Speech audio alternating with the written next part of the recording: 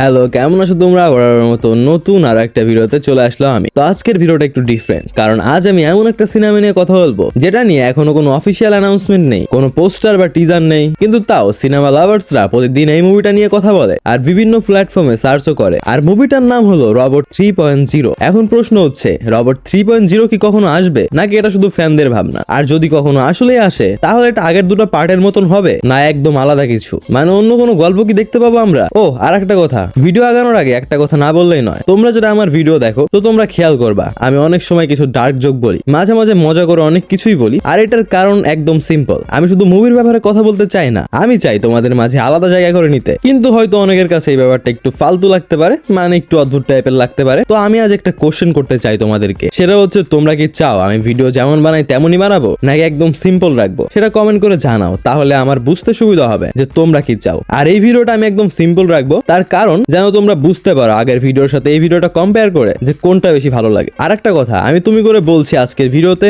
তার কারণ শুধু একটাই, তোমাদের সাথে একটু ভালোভাবে কানেক্ট হতে চাই আমি। তো তোমরা চাইলে আমি আপনি করেও বলতে পারি। তো আমাকে জানিয়ে দিও কেমন ভাবে ভিডিও চাও। তো এখন যাওয়া যাক আমাদের মেন টপিকে। তো রবট বা ইনহেরেন্ট ফ্র্যাঞ্চাইজিটা ইন্ডিয়া সিনেমার জন্য শুধু একটা সাইফাই সিরিজ না, এটা একটা মাইলস্টোন। তার কারণ 2010-এ প্রথম রবট মুভিটা আমরা দেখেছিলাম। চিট্টি একটা রবট যেটা শুধু মেশিন ছিল না, যেটা ইমোশন বুঝতে শিখছিল। আর তোমাদের কথা আমি বলতে পারবো না, কিন্তু আমার এই মুভিটার সাথে ছোটবেলার ইমোশন জড়িয়ে আছে, মানে একদম আলাদা মজা পেয়েছিলাম। এন্ড এখনো যখন এই মুভিটা দেখি, তখন আবার সেই ভালো লাগাটা চলে আসে ভেতরে। তারপর 2.0-তে ফোকাস ছিল টেকনোলজি আর মিস ইউজ আর মানুষের ল, আর যেটার কারণে অনেক মানুষ তার জীবন হারায়। কিন্তু 2.0 শেষ হওয়ার পর একটা ব্যাপার ক্লিয়ার হয়েছিল, এই ইউনিভার্স এখানে শেষ হয়ে যেতে পারে না। এই জায়গায় ডিরেক্টর এস শঙ্করের কথা আসে। তিনি কখনো ডিরেক্টলি বলেননি রবট 3.0 আসছে, কিন্তু তিনি মাল্টিপল ইন্টারভিউতে বলেছেন যে তিনি রবট ফ্র্যাঞ্চাইজিটা এখানেই বন্ধ করতে চান না। তার ইচ্ছায় ফ্র্যাঞ্চাইজিটা আরো এগোনো। তার মানে এখনো ঠিক গল্পটা তৈরি হয়নি, মানে সে যেমন স্ক্রিপ্ট চাচ্ছে তেমনটা পাচ্ছেন না। শঙ্কর সিকুয়েল বানাবেন শুধু বিজনেসের জন্য না, তিনি চান আগের গল্পটা লজিক্যালি আর ইমোশনালি পরের ধাপে নিতে। এই কারণে রবট 3.0 অনেক দিন ধরে সাইলেন্সে আছে, কিন্তু আইডিয়াটা অ্যালাইভ আছে।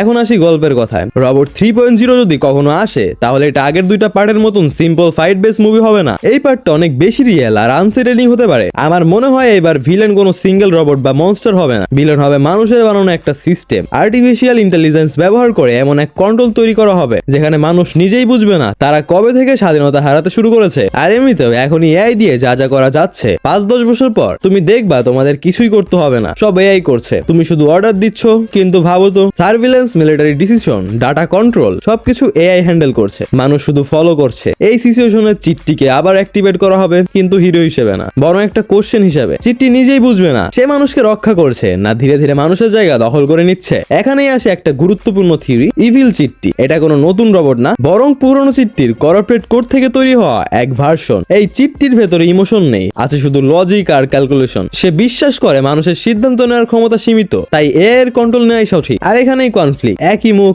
একই শক্তি, কিন্তু সম্পূর্ণ আলাদা চিন্তা ধারণা। আর একটা রিয়েল অ্যাঙ্গেল আছে যেটা অনেকেই ওভারলুক করে। রবট 3.0-তে চিট্টি হয়তো ভিলেনের সাথে সরাসরি যুদ্ধ করবে না, বরং নিজের অস্তিত্ব নিয়েই লড়াই করবে। সে বুঝতে পারবে সে যতদিন অ্যাক্টিভেট থাকবে, মানুষ ততদিন টেকনোলজির উপর ডিপেন্ডেন্ট হয়ে পড়বে। এই রিয়েলাইজেশন থেকে চিট্টি এমন এক ডিসিশন নিতে পারে যেটা ইন্ডিয়ান সিনেমায় আগে খুব কমই দেখিয়েছে, হিউম্যানিটি বাঁচাতে নিজের শক্তিকে সীমাবদ্ধ করা। এই ইমোশনাল স্যাক্রিফাইস অ্যাঙ্গেল যদি আসে, তাহলে রবট 3.0 আর পিওর সাইফাই থাকবে না, এটা হয়ে যাবে এক ধরনের ওয়ার্নিং। একটা প্রশ্ন ছুড়ে দেবে আমাদের দিকে, ফিউচারে আমরা টেকনোলজি ব্যবহার করব নাকি টেকনোলজি আমাদেরকে ব্যবহার করবে? ভিলেন যদি কোনো নির্দিষ্ট চরিত্রও হয়, সে হয়তো একা কোনো সায়েন্টিস্ট বা পলিটিশিয়ান না, আসল ভিলেন হবে সিস্টেম নিজেই, এমন একটা সিস্টেম যেটা সবাই ব্যবহার করছে কিন্তু কেউ প্রশ্ন করছে না। এই কারণেই রবট 3.0 নিয়ে এখনো ইন্টারেস্ট লাইভ, কারণ এটা শুধু চিট্টি এর কামব্যাকের গল্প না, এটা আমাদের ফিউচার নিয়ে একটা চিন্তা। আর যদি ডিরেক্টর শঙ্কর সত্যি এই গল্পটা পর্দায় আনতে পারেন, তাহলে রবট 3.0 ইন্ডিয়ান সিনেমার সবচেয়ে ম্যাচিউর সাইফাই প্রজেক্টের একটা হতে পারে। এখন তোমরা বলো, তোমরা কি চাও রবট 3.0 আসুক? তোমাদের মতে চিট্টি হিরো হওয়া উচিত নাকি হিউম্যানিটির জন্য থ্রেট? আর তুমি কেমন এন্ডিং দেখতে চাও, হোপফুল, ডার্ক না স্যাক্রিফাইস ভিত্তিক? নিচে কমেন্ট করে তোমার মতামত জানাও। আর ভিডিওটা ভালো লাগলে ভিডিওতে একটা লাইক করে চ্যানেলটাকে সাবস্ক্রাইব করে ফেলো, কারণ নেক্সট ভিডিও হবে আরো ইন্টারেস্টিং। আর তার কারণে এখানে আমি শুধু সিনেমার ব্যাপারে কথা বলি না, আমি সিনেমা নিয়ে ভাবিও। দেখা হবে নতুন কোনো আরো একটা ভিডিওতে,